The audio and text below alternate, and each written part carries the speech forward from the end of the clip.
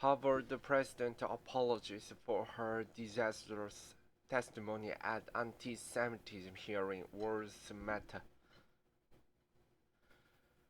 The president of Harvard University apologized in the interview with the school students newspaper after facing widespread condemnation for her disastrous congressional testimony this week, in which she and other university presidents failed to explicitly say calls for genocide of Jewish people constituted bullying and harassment on campus. I'm sorry. Harvard University President Claudine Gay said to the Harvard Crimson on Thursday, "Words matter."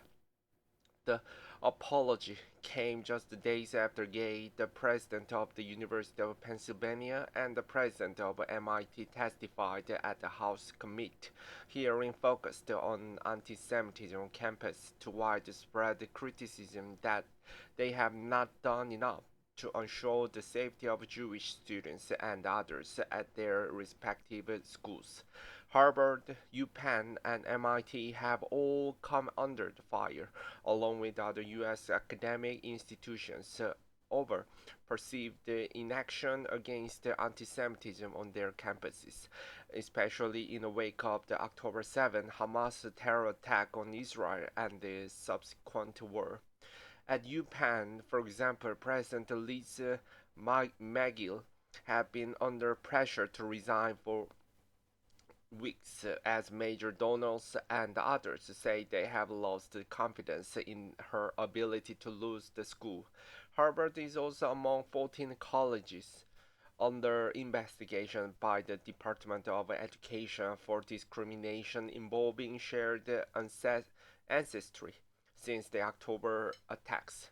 During Tuesday's House hearing, Gay, along with the UPenn and MIT president, did not explicitly say that calling for the genocide of Jews would necessarily violate their code of conduct or bullying or harassment. Instead, they explained it would depend on the circumstances and the conduct. Gay told the Harvard students paper that she regretted what she said. When words amplified distress and pain, I don't know how you could feel anything but regret, she said to the Crimson. I got caught up in what had become at that point, and extended the combative exchange of our policies and procedures, Gay told the newspaper. What I should have had the presence of mind to do in that moment was return to my guiding truth, which is that calls for violence against our Jewish community. Threat to our Jewish students have no place at Harvard and will never go unchallenged. Subs- Substantively, I failed to convey what is my fate, she added. The Harvard president told the paper she'd heard about how much pain students are in over the past few months. To contemplate that's something I said amplified that pain. That's really difficult, Gay said to the Crimson. It makes me sad. Flood of criticism. Gay has faced plenty of calls to resign, most notably from hedge fund billionaire Bill Ackman, a Harvard graduate who had been a vocal critic of how universities have addressed anti-Semitism on campus. Throughout the hearing, the three behaved like hostile witnesses, Ackman wrote in a post on X earlier this week, exhibiting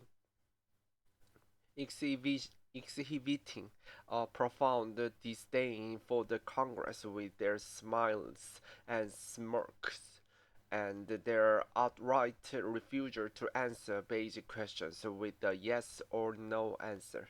They must all resign in disgrace, Ackman said.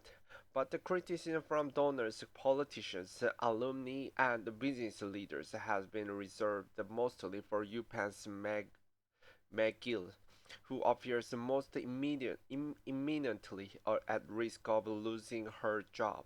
She faces a donor rebellion including a threat from one donor to pull a $100 million gift. Wharton board also said it wants McGill ousted, underscoring an anger at the three university presidents' testimony on Friday at the bipartisan group of more than 70 U.S. lawmakers sent a letter to board members of all three universities demanding the dismissal of Gay and the president of the UPenn and MIT.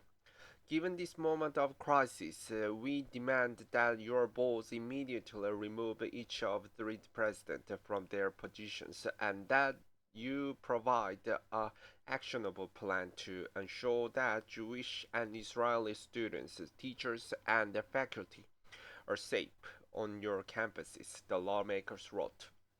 The university president responds to questions aimed at addressing the growing trend of antisemitism on college and the university campuses are abhorrent, the bipartisan group added. McGill, like Gay, classified her remarks Wednesday, a day after the controversial testimony. McGill said in a short video that she should have been more forceful in her condemnation of hate speech, particularly calls for genocide. I was not focused on, but I should have been in irrefutable fact that a call for genocide of Jewish people is a cause for some of the most terrible violence human beings can per- perpetrate. It's evil, plain and simple, McGill said in a video posted on X. I want to be clear, a call for genocide of Jewish people would be a harassment or intimidation. Unlike Gay, however, McGill has not apologized for her testimony.